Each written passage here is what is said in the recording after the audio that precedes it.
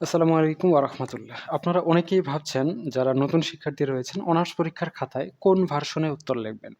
অনেকেরই প্রশ্ন এটা। আর অনেকেই এই জায়গায় ভুল করে রেজাল্ট খারাপ করে। আপনি যদি অনার্স পরীক্ষার খাতায় ভার্সন সিলেক্ট করতে না পারেন এবং সঠিক ভার্সনে অ্যান্সার না করেন, সেক্ষেত্রে আপনার পরীক্ষার নাম্বার কমে যাবে এবং যারা বেশিরভাগ সময় খারাপ রেজাল্ট করে এবং ফেল করে, তাদের মেইন কারণ হচ্ছে ভার্সন ঠিক করতে পারে না। তো প্রশ্ন ওইটাই যে অনার্স পরীক্ষার খাতায় তাহলে আপনি কোন ভার্সনে উত্তর লিখবেন? বাংলা ভার্সনে নাকি ইংরেজি ভার্সনে? আপনাদের ভার্সন কিন্তু ২ টা। একটা হচ্ছে বাংলা, একটা হচ্ছে ইংরেজি। সকল ডিপার্টমেন্টের ক্ষেত্রে প্রযোজ্য।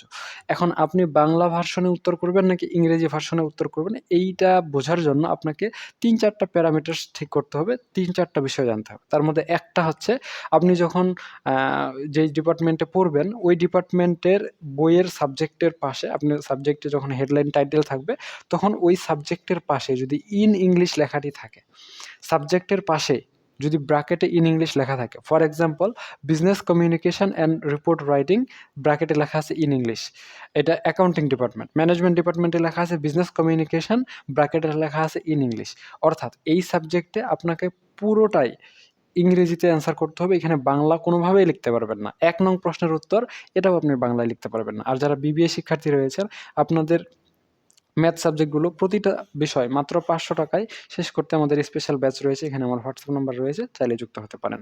সো ইন ইংলিশ লেখা থাকলে আপনাকে ইংরেজি বাধ্যতামূলক অ্যান্সার করতে হবে। শুধু এতটুকুই না, ইন ইংলিশ যেমন ফাইন্যান্সিয়াল ম্যানেজমেন্ট ইন ইংলিশ, এটা ম্যানেজমেন্ট ডিপার্টমেন্ট এবং অ্যাকাউন্টিং ডিপার্টমেন্ট উভয় ডিপার্টমেন্টের ক্ষেত্রেই প্রযোজ্য। অর্থাৎ এখানে অঙ্কগুলো ইংরেজিতে করতে হবে, এ পার্টের প্রশ্নগুলো ইংরেজিতে লিখতে হবে, বি পার্ট, সি পার্টের প্রশ্নগুলো সবগুলো ইংরেজিতেই লিখতে হবে। এখানে কোনোভাবেই বাংলা লেখার কোনো অপশন নাই। এখন কিছু সাবজেক্ট আছে যেগুলোতে ইন ইংলিশ লেখা নাই, তারপরেও ইংরেজিতেই অ্যান্সার করতে হবে। কোন subject? For example investment management. এটা আমি এক্সাম্পল দিচ্ছি। অর্থাৎ যেই সাবজেক্টে ম্যাথ আছে, অ অর্থাৎ অথবা মনে করে নিন প্রজেক্ট ম্যানেজমেন্ট, হ্যাঁ? অথবা প্রিন্সিপালস অফ অ্যাকাউন্টিং, অথবা প্রিন্সিপালস অফ ফিন্যান্স। এই যে সাবজেক্টগুলো রয়েছে, এগুলোতে আ আ ইন ইংলিশ লেখা নাই। কিন্তু তারপরেও কার্যক্ষেত্রে আপনাকে ইংরেজিতে অ্যান্সার করতে হবে। কিভাবে? যদি আপনি যদি আপনি পরীক্ষার হলে পরীক্ষার খাতায় কোনো প্রশ্নের উত্তর ইংরেজিতে লেখেন, তাহলে সবগুলো প্রশ্নের উত্তর ইংরেজিতেই লিখতে হবে। যদি কোনো প্রশ্নের উত্তর বাংলাতে লিখেন, তাহলে সবগুলো বাংলাতে লিখতে হবে এক্সেপ্ট ইন ইংলিশ।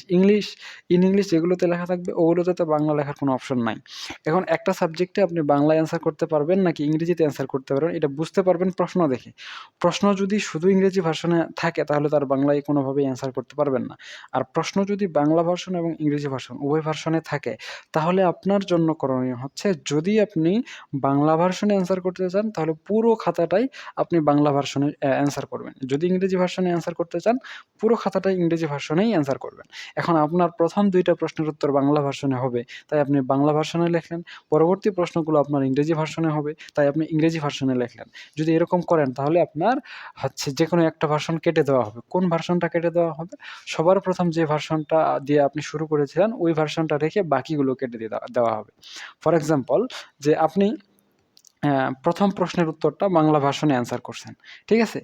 তো এরপরের প্রশ্নের উত্তরটা ইংরেজি ভার্সনে দিছেন। তারপরে ইংরেজি ভার্সন দিছেন, তারপরে ইংরেজি ভার্সন দিছেন, তারপর আবার বাংলা ভার্সনে দিছেন। তারপর আবার ইংরেজি ভার্সনে দিছেন, ইংরেজি ভার্সনে দিছেন। পরের প্রশ্নটা আবার বাংলা ভার্সনে এভাবে মনে করেন অ্যান্সার করছেন পুরো খাতাটাতে।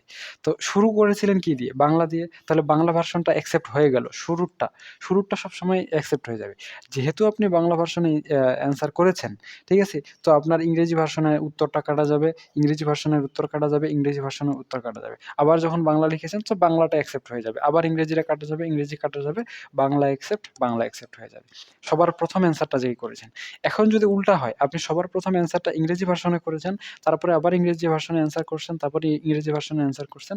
এরপরে আপনি বাংলা করছেন, আবার ইংরেজি করছেন, আবার বাংলা, আবার ইংরেজি, আবার বাংলা। এভাবে অ্যান্সার করছেন। সে টু সে, মিক্সড করে করছেন।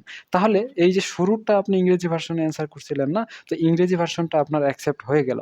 সেজন্যই আপনি ইংরেজি ভার্সনের জন্য নম্বর পাবেন, ইংরেজি ভার্সনের জন্য নম্বর পাবেন এবং ইংরেজি ভার্সনের জন্য নম্বর পাবেন। কিন্তু বাংলা ভার্সন কাটা যাবে, বাংলা ভার্সন কাটা যাবে, আবার ইংরেজি ভার্সনের জন্য নাম্বার পাবেন, বাংলা ভার্সন কাটা যাবে, আবার ইংরেজি ভার্সনের জন্য নাম্বার পাবেন এবং বাংলা ভার্সন কাটা যাবে।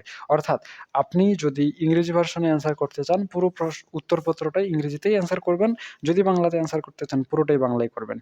বাংলা ইংরেজি মিক্সড করা যাবে না, এক্সেপ্ট বিজনেস ম্যাথ বাদ দিয়ে।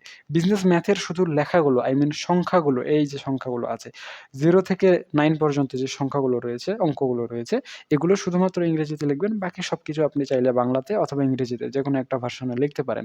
বাকি অন্যান্য যত বই রয়েছে সবগুলো বইয়ে আপনাদের বাংলা ভার্সনে অ্যান্সার করলে বাংলা ভার্সনেই অ্যান্সার করতে হবে, ইংরেজি ভার্সনে অ্যান্সার করলে ইংরেজি ভার্সনেই অ্যান্সার করতে হবে। ফর এক্সাম্পল দিয়ে আমি একটা বোঝাচ্ছি।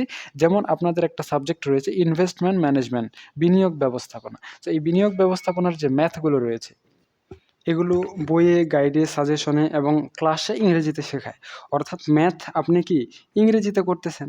এখন ম্যাথ ইংরেজিতে করতেছেন, ম্যাথ অংশটুকু ইংরেজিতে লিখতেছেন, কিন্তু থিওরিগুলো আবার বাংলায় আছে, থিওরিগুলো ইংরেজিতে নাই। তখন কি করবেন?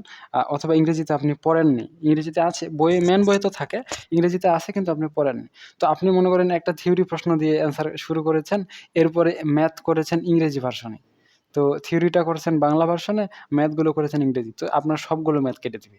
কারণ আপনি বাংলা দিয়ে শুরু করছেন। তো এই টাইপের সাবজেক্টগুলোতে যেমন ইনভেস্টমেন্ট ম্যানেজমেন্টে ইন ইংলিশ ব্র্যাকেটে লেখা নাই। ব্র্যাকেটে ইন ইংলিশ লেখা নাই। তারপরেও পুরো সাবজেক্টটায় আপনাকে ইংরেজিতে অ্যান্সার করতে হবে যদি আপনি ম্যাথ ইংরেজিতে অ্যান্সার করেন। এখন আপনি যদি ম্যাথ বাংলায় অ্যান্সার করতে পারেন, সেক্ষেত্রে থিওরিটাই বাংলায় লিখতে পারবেন। এখন ঘটনা হচ্ছে বাংলায় যে আপনি ম্যাথ অ্যান্সার করবেন, আপনাকে বাংলায় শেখাবে কে? নিজে থেকে শিখতে পারলে তো ভালো। এখন আমি নিজেও ইংরেজিতে ম্যাথ শেখাই, আপনার ক্লাসেও ইংরেজিতে ম্যাথ শেখাবে, এমনকি আপনার বইয়েও ইংরেজিতে ম্যাথ থাকবে। সো আপনি বাংলায় শিখবেন কোথা থেকে? সো এই হচ্ছে ঝামেলা। কিছু সাবজেক্টে ইন ইংলিশ লেখা থাকে, সেগুলোতে ইংরেজি ভার্সনে অ্যান্সার করা বাধ্যতামূলক। কিছু সাবজেক্টে ম্যাথ থাকে যেগুলো ইংরেজিতে থাকে, সেই সাবজেক্টের থিওরিগুলো এবং অন্যান্য বিষয়গুলো ইংরেজিতে লেখা বাধ্যতামূলক। যদি আপনি না লেখেন তাহলে ওই অংশের জন্য আপনি নাম্বার পাবেন না। সো আশা করা যায় এই বিষয়ে আমি আপনাদের পূর্ণাঙ্গ ধারণা দিতে পেরেছি। আজকে এ পর্যন্তই। সকলেই সুস্থ থাকুন, ভালো থাকুন আর আমাদের সাথেই থাকুন। দেখা হচ্ছে আপনাদের সাথে নেক্সট পর্বে। ততক্ষণ পর্যন্ত খোদা হাফেজ।